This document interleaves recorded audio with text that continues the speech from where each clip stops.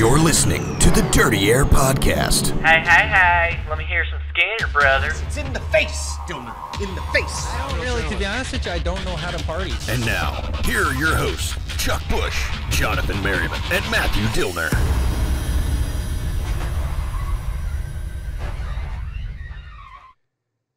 Hello, everybody, and welcome to another exciting edition of the Dirty Air Podcast. I'm Chuck Bush, and I'm joined today again by Jonathan Merriman and Matthew Dillner. We are here in the NASCAR.com studios right outside of the NASCAR Hall of Fame in fabulous Charlotte, North Carolina. How y'all doing today? You are pumped up today. I know, man. I'm pumped up. I'm ready to go. He had a Kyle Busch beverage, and now he's pumped up. Monster Rehab, I'm a fan. So, how you guys doing today? I mean, it was a fun weekend, yeah? I'm great. Yeah. Off the heels of Pocono, man. How do you think I'm doing? I'm doing awesome. Yes. Poco, yes. Yeah, I hate... This is the first year in like 3 years that I have not been to You're Poco, a loser. yes. Brendan Nagdalski actually was like, what the heck, man? What the heck? Supposedly, you Well, used to be Mr. Pocono. I was Mr. Pocono, and then now I'm not Mr. You're Pocono. nothing. I was Mr. Asheville this weekend. I was up there for our buddy Will Yeager, NASCAR.com. Congratulations who to Will. got married. Yeah, Will went and got married. Was up there, he and McKendry, getting awesome. hitched on the side of a mountain in Asheville, North Carolina. It was a pretty cool weekend, actually. So That's awesome. I've never been to Pocono. You've never been to Pocono? You need to go. I went to the Biltmore this weekend. So you were in And you Asheville, guys had too. all these I was. romantic, like, mountain bro outs Yeah. and weddings. And I didn't have a bra. It was my anniversary. I took my wife. that's right. see, that's pretty good, And you went yeah. to 5 Charlotte, yeah. Yeah. Five Charlotte? Church. 5 Church in Charlotte. 5 Church in Charlotte. Thank you. Yeah. Swanky 5 Charlotte. place. I in church. recommend it. Good It's stuff. swanky. It's nice. Swank. Swank? Love it. It's not Like my Hillary? scene, but it's good. It's good. What is your scene? Oh, boy. Sawdust on the floor. Truck stops and Truck stops. Salisbury steaks. Waffle Yeah. House is good. It's Salisbury steak today. But we digress. We could go off on these tangents. Sloppy Joes. Sloppy Joes. Speaking of Sloppy Joes, Matt Kenseth got the win at Pocono. Joe Gibbs is definitely not sloppy right now. He is not. Well, Joe Gibbs is not a sloppy guy anyway. But, you know. They got the win, fuel mileage. I got to His tell you, I first was fuel listening. mileage win. His first fuel mileage win and his first win at Pocono. And I got to be honest with you. I was listening to the first half of the race on the radio on the way back on MRN, and they kept talking about, this fuel strategy. It just sounded exciting. Was it exciting being there, Matthew? You know, talking about the fuel strategy, I mean, usually it puts people to sleep. But, dude, in the last few laps, you didn't know who was going to run out, and it was so darn exciting. And I know that sounds like I'm towing the company line, but, I mean, even listening to Jason Radcliffe on the radio, okay, and talking to him afterwards, he was like, yeah, we have a good fourth-place finish for Matt Kenseth. That's awesome. And then all of a sudden, the 22 runs out of fuel. Then the 78 runs out of fuel. Then the 18 runs out of fuel. Dude, we got to win. That's awesome. It was awesome. I actually got to see the last couple of laps. The radio call was great. Yeah. MRN does a great job. They do. Anytime you listen to MRN, it's just like there's a pass for 32nd, and it is the greatest pass. It's awesome. It's exciting. It's exciting. And I love it. They do a But really that good finish job. was so exciting. Yeah. The drama. It looked like Kyle Busch was going to get, basically 4 in a row. 4 in a row. Make 5 history. out of 6, 5 out of 10. And boom, what do you know? He goes into turn 1 and starts to feel it. And then coming out of turn 1, the little jiggle there. And it was lights out. His teammate got the win, so Joe Gibbs gets 4 in a row. Pretty impressive. Is it? Yeah. How's it impressive to you? He won 4 races in a row at the top level. It's This- one no, of the it's- hardest things to do in racing. Dale Jr. said it best last week. He said Hendrick Motorsports isn't on top of the mountain anymore, or at least isn't on top of the mountain by themselves anymore. That's what he said during the press conference, and he hit it on the head because Joe Gibbs Racing has arrived this year. And they're different combinations of crew chiefs and drivers, and then Toyota figuring out their program. That team is the team in Cup racing right now. I'll leave it there. Which he was, and if you look at his post-race reaction, Kyle Busch, even though he ran out of gas, he still made points. Yeah, so he's still doing well. 13 behind. That's 13 it. behind. The best thing was he asked the reporter, and it's like, so how did we finish? Were we in the chase before we ran out? Yeah. The smirk on his face when he said that was like, yeah, I'm going to go home, Watkins Glen. I'm going to put on a show. I'm going to get this next win. So Joe Gibbs, they on fire. In fuego. Whatever that means. It means on fire. I know. It's a joke. It is a joke. Yeah. You're a joke. Speaking of jokes, Chris Rice, not a joke. No, definitely. No, but he likes to tell jokes. He likes to joke around. And he Chris also Rice's tells stories. personality, He also, man. yeah, he is. But we also have him on NASCAR.com a lot of times, and he talks to us about crew chief and stuff and competition directing. Because, he's the competition director for NTS Rice. Motorsports. It's Chris Rice. It's Chris Rice. So we're going to go to a quick soundbite from Chris Rice where he talks about how fuel strategy, how crew chiefs calculate that fuel strategy. So let's take a listen. We saw at Pocono, it came down to fuel mileage, and Matt Kenseth goes on and gets a win. Now off to Watkins Glen, we see the race, all different strategies go on, and some guys pit certain times and some pit the other times. This is how they figure it out. Crew chiefs, engineers do the race backwards. They run the race backwards. So we have 4.5 to 4.8 miles per gallon, which equals out 20 laps, right around there per tank of fuel. So we're looking at 20 laps as backing up the race. So you got 90 laps, that'll be 70. Everything backs up. You hear the crew chief and engineers always talking about the window. When the window opens up, when can they pit? The window is from lap 8 to lap 12 is their first window, making them make it on 3 more stops at Watkins Glen. So now you fans know what to look for. So enjoy the race, everyone. So there you had Chris Rice, analyst for NASCAR.com, talking about backing up the race. And at Pocono, it's Pocono, Michigan, these tracks that, generally there's fewer cautions. Crew chiefs kind of look at it from a different angle and look at the back of the race to the front of the race. Fuel strategy. Is it going to play a factor at Watkins Glen this weekend too? Any race where there could be a long green flag run, it can play a strategy. So every single race out there, crew chiefs are doing this. It's not like they only do it at just Pocono, Any Michigan. race where you have to put gas in a car, if you really want to get technical, that's where, and we were talking about this upstairs. Dillner was saying that it's not just the road courses in Pocono where people run this strategy. It's like working a maze backwards. You got to know what you need to have to get to the end. So yeah, they have that math figured out going into every race, I'm pretty sure. That's a crew chief's job to be prepared for every situation. And that's what makes these NASCAR races great, because sometimes you'll have a long green flag run and it may not be this dramatic last lap pass, but then there's also the strategy end of it. For the fans listening on the radios, in the stands, and people at home watching on TV, there's all different type races. And it's cool. Chris Rice was talking about the fact that they now have computer programs that can do this, so they're not figuring and ciphering on a piece of paper anymore. Nothing beats racing instinct, in my opinion. You can have all the models and all the mapping that you can have and the technology, but it always comes down to a genius crew chief decision. Sometimes that's a human factor. Yeah. And this whole weekend was just exciting. I mean, I was getting the mobile alerts on my NASCAR mobile device talking about all the different highlights and things that were going on. Iowa and Pocono on Saturday. I don't know if it was because it was a blue moon, a full moon, whatever it was, but there was a lot of drama going on Saturday. I like it. You like it? I do. You were in Pocono. Yes. What was the drama like in Pocono for you? Well, the drama was awesome. It was Matt Crafton getting into it a little bit there with Brad Keselowski, and there was some controversy on what it was. I mean, we all have our own opinions. It looked like maybe Crafton didn't turn quite there, and Keselowski right-reared him. Crafton thought he got right-reared. Either way, I can't have a judgment on that. I'm not trying to skirt the deal here, but I mean. Well, and if we look at the Iowa race, too, you saw Ross Chastain, Ryan Reed. Yeah, and the push. Look at the push right there. If you're watching on NASCAR.com. Yeah, if you're listening on iTunes, you're not going to be able to see this, but you can go on NASCAR.com and watch the highlights from Saturday's Xfinity race in Iowa. Dude, Ryan Reed was ticked. He was ticked.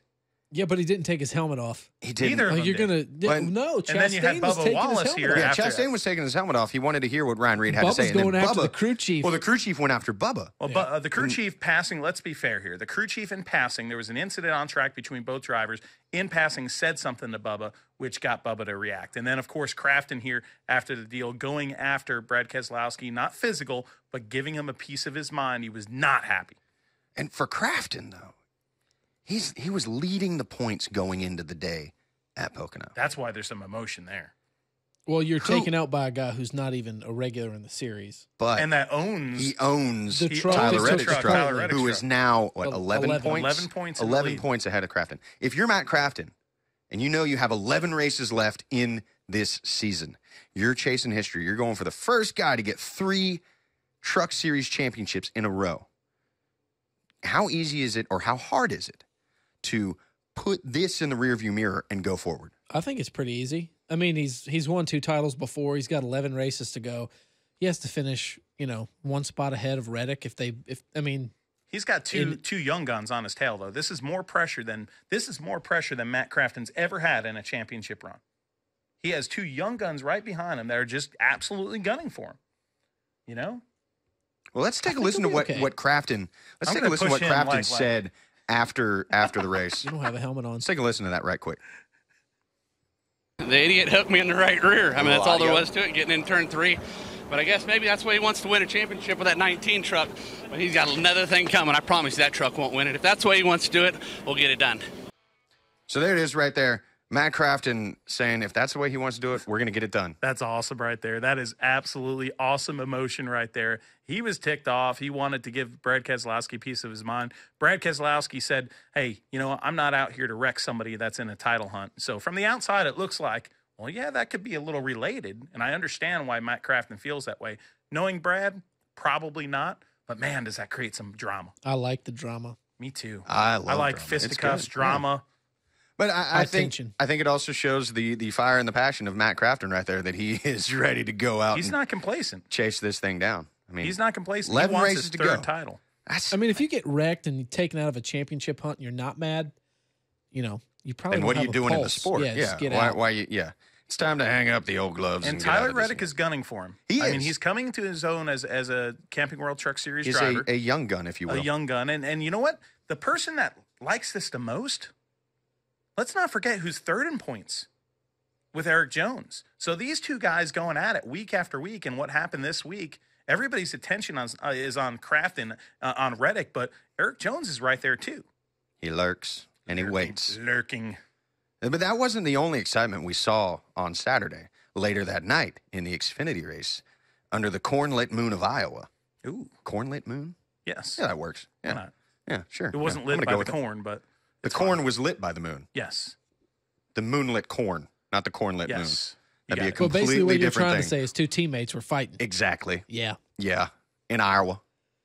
And it was surprising to me right that they were going after it, but not really. Because we've seen this before. Bubba thinks and feels, and rightly so, that Chris Buescher took $100,000 away from him at Dover. And when you got a guy that's sliding up in front of you, look over your shoulder, Chuck. Dale Sr.'s sitting there. It's WWDSD. What would Dale Sr. do?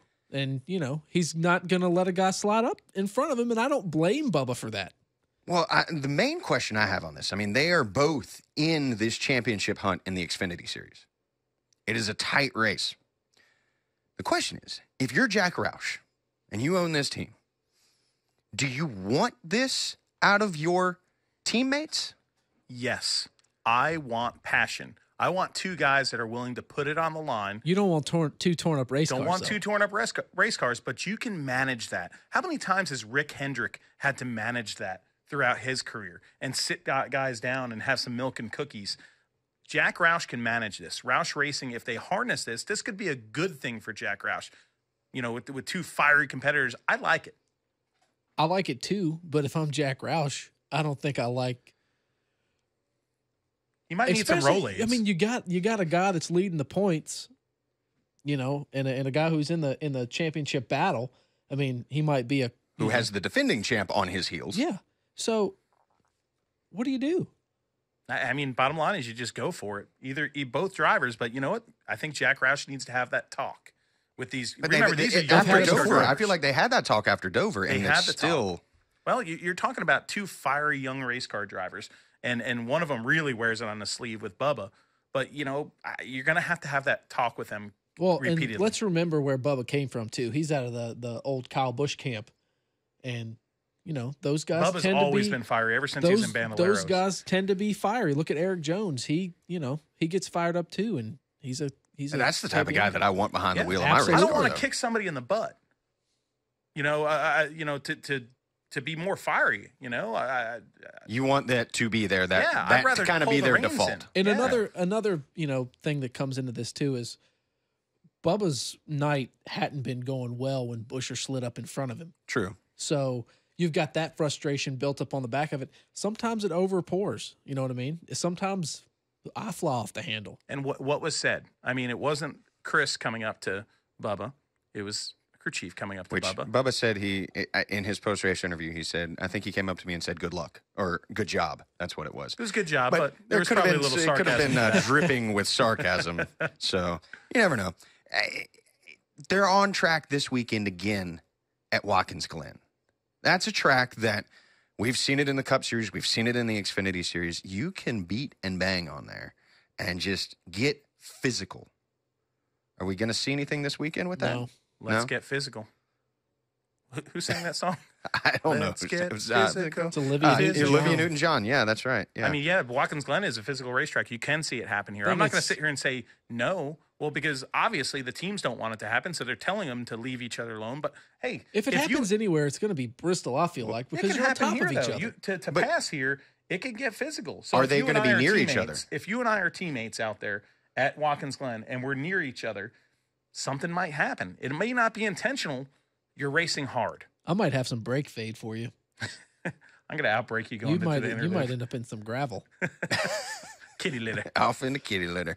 I don't know. It's going to be interesting to watch. I mean, this whole race this weekend with both. I mean, you've got a lot of guys in the Cup Series. This is that last chance race in a sense where a guy with a different set of skills, a very particular set of skills. AJ Allmendinger can go in and get a win and lock himself into the chase. Or Kyle Busch could sweep the road courses, go in and just lock himself into the chase with another win here. What are we looking at? I mean, it's a funky race in a sense. You've got some like pit strategy because they're pitting the wrong side of the car. The gas cans on the left side. Huh? Is the right side, wrong side? It's the right side. It's the right but side. It's not. But Yeah, it's the not. Wrong side. Yeah. And Matt Stricker did a piece on NASCAR.com where Chris Rice went up to Chip Ganassi Racing with Felix Sabates. That's near my house. It's near your house? Yeah. And there's a piece that we got on NASCAR.com, should be posting today, that talks about, it's already up, talks about how the crews get ready for this race. So how are you getting ready for this race, Matthew? Oh, I'm getting ready for this race just with excitement. I mean, I love it. I love Watkins Glen. I go up there every year. And, as far as drivers are concerned, though, this is that opportunity. This is an opportunity for anybody in that top 30 that doesn't have a win. They could be outside of the picture right now. If they get the W, they're in. You look at A.J. Allmendinger last year, that was just one of the stories of the year. There's a lot of pressure on A.J. Allmendinger this weekend to perform. Everybody knows he's on top of the mountain with the road courses. There's a lot of pressure on a lot of people. Tony Stewart, Jeff Gordon, Clint Boyer. Getting closer. The laundry and list. That cutoff. Casey Kane took a huge hit this weekend. No pun intended in the points. Yep. Yeah. I mean, Allmendinger gets the win. He's in.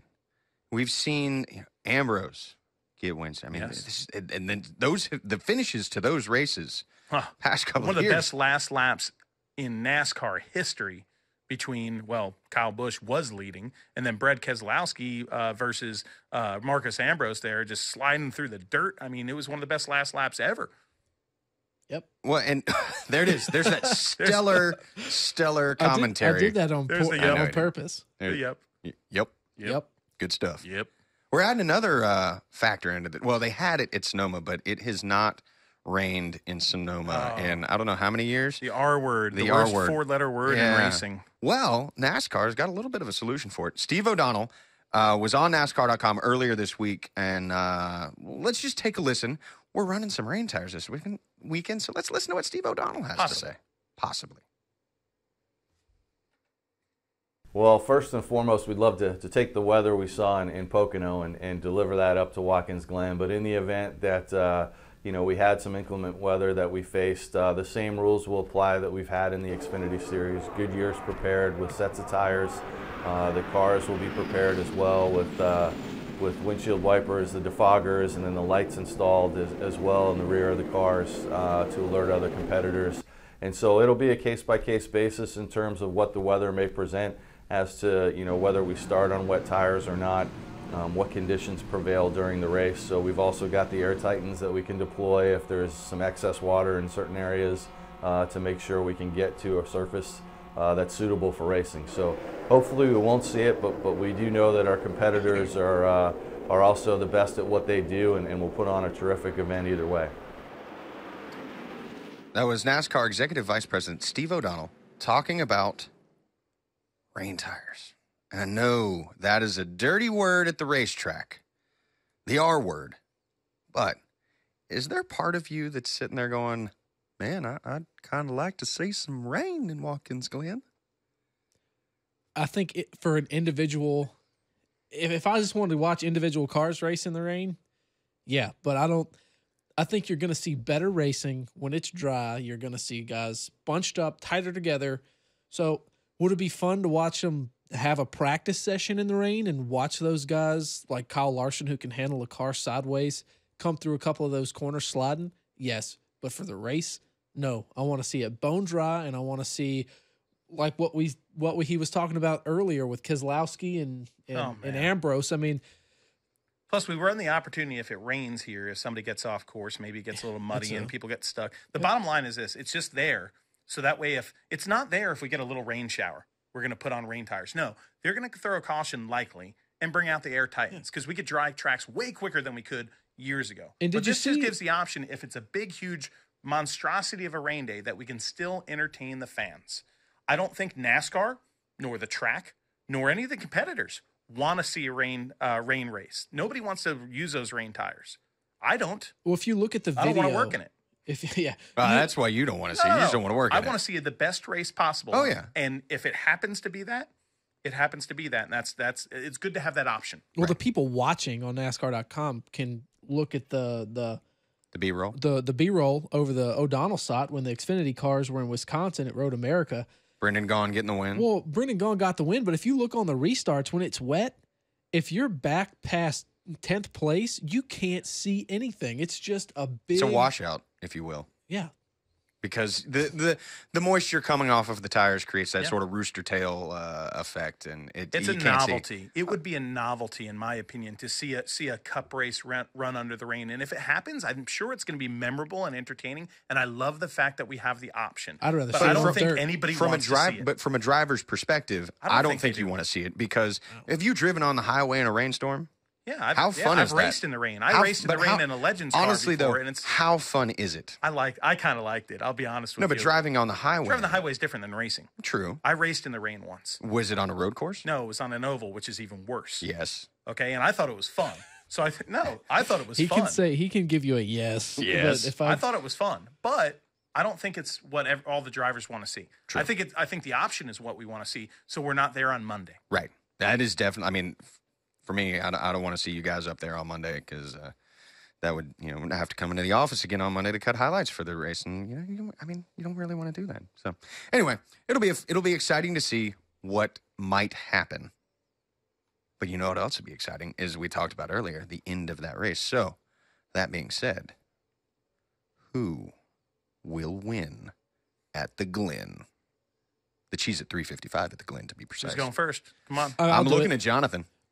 Let's do. You want to do the fantasy live thing where we give them a pick and a sleeper? Sure, yeah, we can do that. Everybody needs help with their lineup. If you're not playing NASCAR Fantasy Live on NASCAR.com, what are you doing with your life? Strickard's up there telling me that he's giving me grief about Tony Stewart, but that Tony Stewart would be my value pick. Tony Stewart's a value pick. Okay, all right. Because he's a good value. He is. That's why he's a value pick.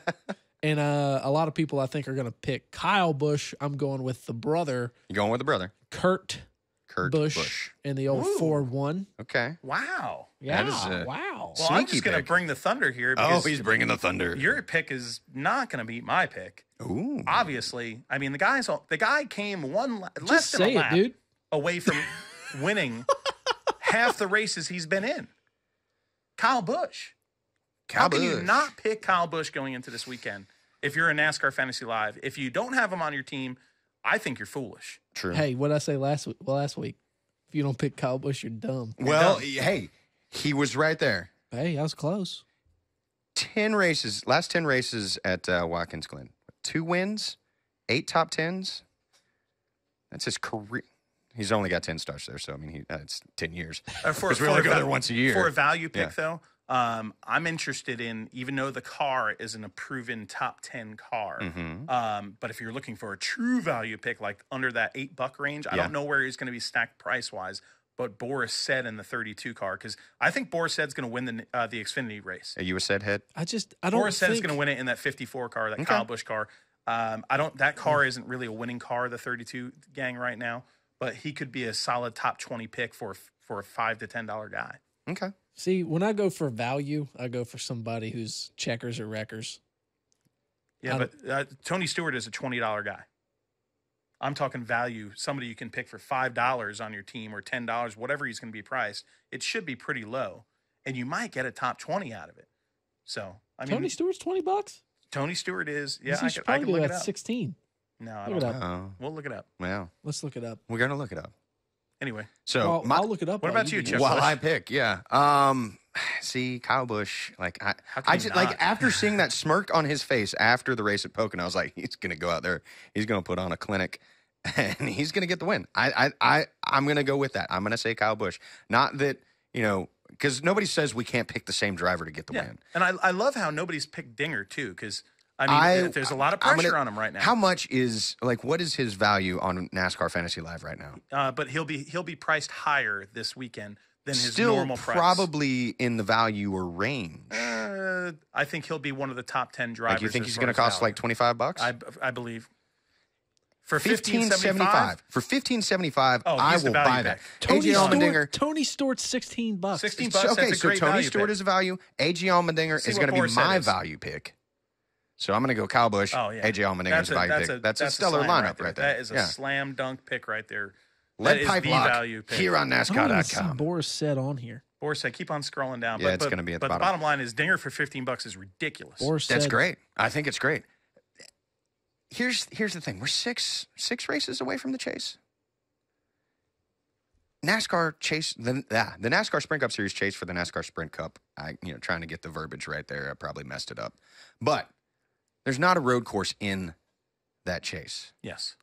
And a road course is kind of where you can separate, the men from the boys, if you will. Like, you got to be a driver to win on a road course. You're not going to luck into a win, more than likely, on a road course, right? And a road course could be a risky venture, too, because, you spin out in the last lap, you might finish 30th. Right.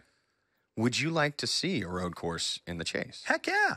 I want to see a road course in the chase. I want to see a good representation of all racetracks. Which Short one? tracks, mile and a halves, super speedways. Which one? We could go just like dream. with a dream here. Well, we could go Sonoma because the weather would be beautiful at that time of the year. We could move that if we don't want to add another racetrack, because I don't know if we have room in the schedule to What do if you that. want to add one? If Just we wanted to add dreaming one, here. Dream. I like Lime Rock Park in Connecticut, but that's not a facility that would be good for Cup. So maybe Road Atlanta, which NASCAR now actually owns, or even the road course in Austin, Texas, which maybe isn't the passing zones a good place for Cup, but it would be great. It would be a great science experiment and a wonderful market. What about you, Chuck? What would I like to see it? Yeah. Yes. Yeah. I'd like to see one in and there for dreaming. every point that Dillner made. If you're dreaming, where? If I'm dreaming, where? I He's like Monaco. yeah, I want to go to Monaco. Nürburgring. Yeah. Nürburgring, No, the full course. Nürburgring would be interesting, but or Spa or any, there's a lot of F1 courses that would be interesting. Personally, if we're staying in America, Mid-Ohio is a fun course. Yeah, actually, it I don't really know if the is. facility could handle it, like you said, but it's a fun road course. So Mid-Ohio, Road America.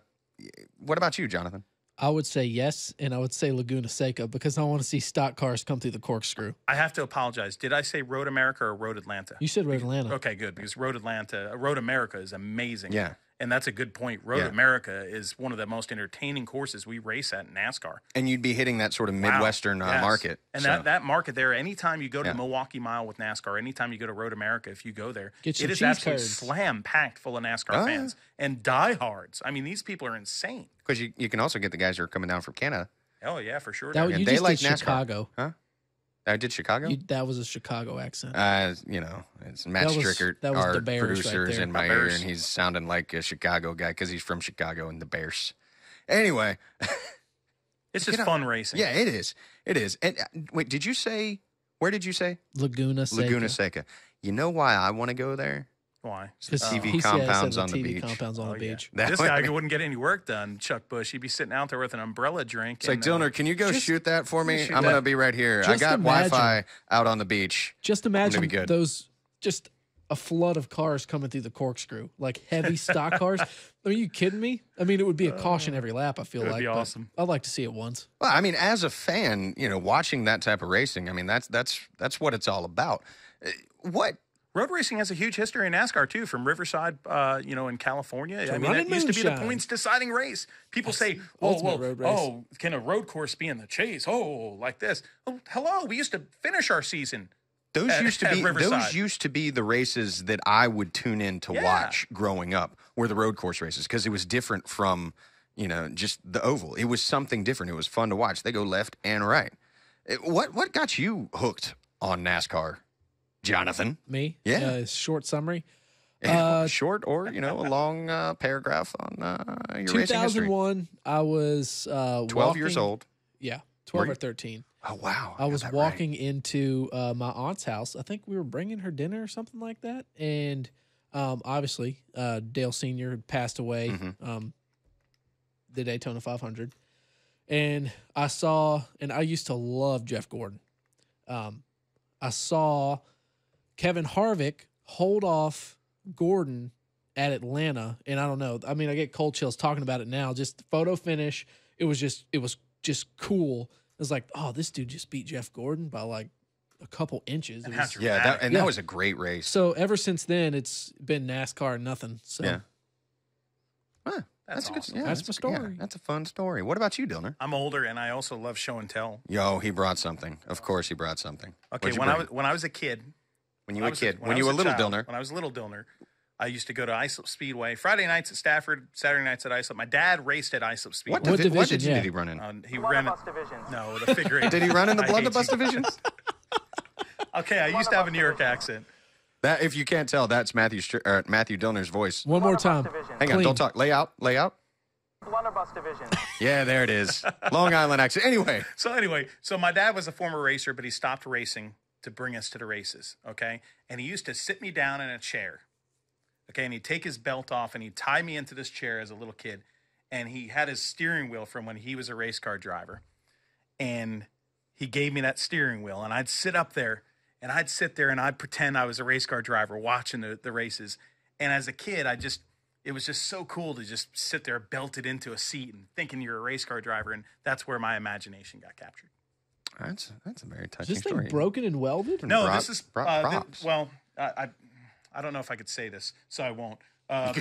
But my uncle was pretty creative, and it was a deep dish wheel, and he didn't want a deep dish wheel, so he did some. Well, let's just call it engineering. There with those welds okay, right there. yeah. It's not very probably NASCAR approved. Well, back in the day. Junkyard when men were cars, men. man. Right. Yeah. And I'll just let you know that this soundbite on our box over here Blunderbuss divisions. is shut up. on. It's called MD51, but it's in the 50th spot because there's only 50 slots on here. I was going to put Number it on. I 51 was was going to my put it dad's on the race car. I 51. appreciate that. Yeah. So even if I am making fun of you with the blunderbuss division, I tried to do it in the kindest way It's possible. a salute. It's a Hey, salute. I loved racing Yeah. since I was in my mom's I mean, womb. obviously that was in what? So- That soundbite Blunderbuss division. was in what? 94. 1993 or 4. 93 or 94. My So that's a beginnings long in TV. yeah, which is ironically Long enough Island trackside. about the time that I was sort of getting I interested didn't in get NASCAR. you hooked in racing with Long You Island didn't. trackside, did I? No, you did not. Okay. You did not. Is It was that actually you said 93? it was Days of Thunder. I was 5 years old. It was Days of Thunder that got me. Days In of like Thunder got you hooked. 89, 90. That's awesome. Well, because that 51 Mellow Yellow car, I don't know what it was about that car, but seeing the 42 Mellow Yellow car and Kyle Petty running, I was like, this is the coolest thing ever. And then out at Carowinds here in Charlotte, they had the Days of Thunder ride, which was literally you sit in a seat and it was just like it move you around and it's like you're in the car. And it was for a kid of 5, 6, 7, 8 years old, however old I was back in the late 80s, early 90s, that was the coolest thing. But then it kind of lay dormant for a little bit. And then in 2001, I was driving home from a friend's house, and I was going to visit my sister in Chapel Hill, and I was listening to the broadcast of the Daytona 500. Yeah. And, I mean, that, like, I'm getting goosebumps right now, but that got me hooked again. And then that whole season, I followed that season. Everybody did. Everybody. Because I was, 2001, 16, 17, 18 years old. I was... I was 18 years old. Yeah, I was 18. I was getting ready to graduate college or high school. What were you feeling, Chuck? This sounds like a couch session. It is. Well, like I'm kind of tearing up a little bit right now. It was insane because, I mean, I just remember in Rustburg, 3 flags littered. Yeah. They were in every car's window. Everyone had one on their flagpole or on their house. I mean, it was everywhere. This country banded together in a way that was similar to 9/11, where everybody had that whole year, American flag. That whole year was just 2001 was it was an emotional year just in general. And Dale Earnhardt, growing up in this area, this guy right here was an icon. It didn't matter if you knew anything about racing or knew nothing about racing. And he was an icon, and because he was the grassroots guy that cut his teeth at Metrolina Speedway. Right. He was you. He was me. He was a normal guy. Bale hay. This is the guy that got a lot of folks hooked on NASCAR. Yes. And on a lighter note, he has the best mustache of all time. He's got a great mustache. Chuck, work on your mustache game, Chuck. Well, I shaved my beard. My uncle actually posted that picture of the gas can and the tire. If you go check out Twitter, my uncle replied and said, "Man, you need to grow the beard back." And my uncle is a career military man who can't have a beard. Can't have facial hair, close cropped hair. But he's like, "You need the beard back." All right, yeah, I'll grow it back. I will. Do us a favor. For the chase. Don't shave. For the chase, I will grow the beard back. Are we going to do something for November, like Movember? Well, I'm going to do the chase beard because I've done that the past couple of years. Hey, this weekend was also my wedding anniversary. It was also one year with a full beard. Well, here's what we need to do. Going into the chase. So Richmond weekend, you're going to be there, I'm going to be there. I'm not shaving that. Can you trim it down? I'm not shaving my face I can trim it down. I won't trim shave mine the rest of it. Let's do it. Let's do chase beards. Let's do chase beards. Chase hair. Chase hair. I'm just not getting rid of mine totally. I want to challenge. Trim it down. Come on, man. Challenge Kyle Larson because last year he had the Larstache. Yeah, and I was proud to name it because it had a personality. It was Jeff Gordon-esque. But man, I think he should do that again because that was spectacular. It was spectacular. We should challenge him. We're gonna challenge him. I'm gonna challenge Jonathan Merriman to give us his Eagle fact of the week. I try my best to bring this full circle, tie it in however I can. Okay. With beards? No. Okay. But where were we this weekend? Oh, we were in Pocono. We were in Pocono. This isn't an exact replica of a Pocono trophy. But it's close enough. Rock, flag, and eagle. It was on my groom's cake for my wedding. Okay, so on June 20th, 1782, the bald eagle was officially adopted as the emblem of the United States. Symbol of freedom and strength everywhere. But did you know Pocono adopted the Eagle Trophy in 2013? Jimmy Johnson was your first winner of that trophy. Rock, flag, and eagle. Full circle, like a steering wheel. NASCAR. It's a circle. America. Dale Jr. has 2 of them. Dale Jr.'s got 2. Jimmy Johnson's got him some. Yeah. Thank you, Brandon Igdalski, for bringing that lovely Rock, flag, and eagle trophy for being to a good our American. Sport. Yeah. Yeah. I mean, that is a cool trophy. Igdalski for president 2016. Woo! And that's Sky, not Ski. Heck with I can't spell his name. He can't spell it right. Yeah. But Trump, you're out, man. Igdalski all the way. Let's not get into politics though here on Dirty Air. We don't want that type of dirty air out there. I just want an eagle statue. You just want an eagle statue. Vote for me. I'll give you an eagle statue. Done. Vote for Merriman. Eagle statues for everybody. Free candy. What? I don't know if I would offer free candy as a campaign slogan. Let's play it off the side of his van. Oh, no, God. Never mind. Here's freedom time. It's freedom time here on Dirty Air. Well, it's also got an Eagle Cup. I hope you guys enjoy the fact that we do this podcast and we have so much freedom that we can just goof around. My Eagle shirt too. This came from Troy, Ohio. How many Eagles do you have on right now? Like count the Eagles in the room. It's 3. It's 3. It's 4. It's 3. The cup, the shirt, 3. And that guy. There's 3. 4? You saying there's 4 Eagles? He's one of them. If he's not an actual eagle. If you believe in reincarnation, which, if you believe in, yeah, well, you know what I believe in? I believe that it's time to wrap up this episode of the Dirty Air podcast because we've bantered on for a good 30, 40 minutes probably at this point. This is going to be on iTunes. It's going to be on iTunes. So seriously, log on to iTunes. Actually, if at the end of the day today, if you follow at J Merriman Sports on Twitter or at Matthew Dillner or at the Chuck Bush, one of us probably will tweet out, quit hitting the paper with the checkered flag. One of us will probably tweet out the link to iTunes so you can subscribe in iTunes to this podcast. Also, watch it on NASCAR.com or go to YouTube and check it out there. You can comment on YouTube. I don't think you can really comment on NASCAR.com. I don't even know what these two are doing behind me with the steering wheel and the checkered flag. Look at the flick of that wrist. Look at the flick of the wrist for Jonathan Merriman. For Jonathan Merriman and Matthew Dillner, I'm Chuck Bush saying, hop out in that clean air, chase down the leader, and we will see you next week back in the pack here in the dirty air.